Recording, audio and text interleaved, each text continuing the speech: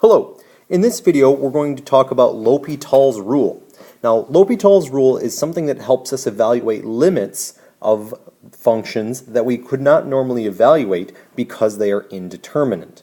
In other words, they would reduce to either being 0 over 0 or infinity over infinity, and it would be very difficult for us to do without looking at it geometrically.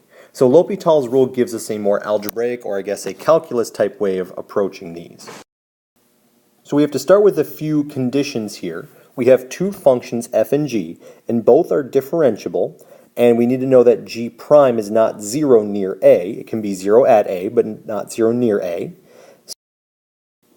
And both the limit of f and g as we approach a get to 0, or get to infinity, or get to negative infinity. If they both do that, then the limit as x approaches a of f, the function f divided by the function g, would be the same as the limit as x approaches a of f prime divided by g prime, meaning we could do the first derivative of the two functions and then calculate the limit if that makes it easier on us.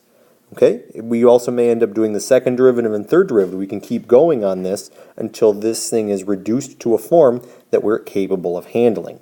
So let's look at an example of that. So I'm finding the limit as x approaches 1 of the natural log of x divided by the natural log of x minus 1.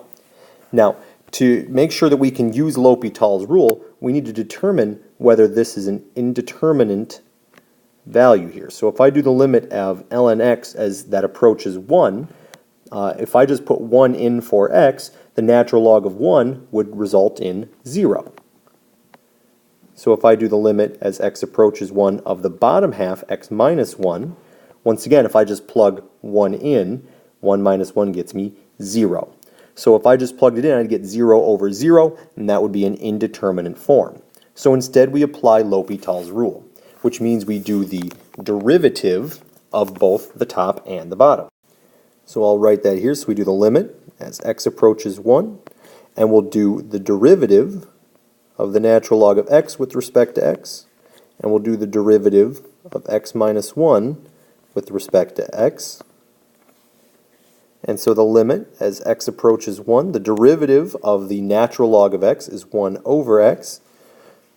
The derivative of x minus 1 is just 1, so we're finding the limit as x approaches 1 of just 1 over x. Now if I plug 1 in, it's the same as 1 over 1, and so my limit is equal to 1. So my initial limit must have been equal to 1 as well.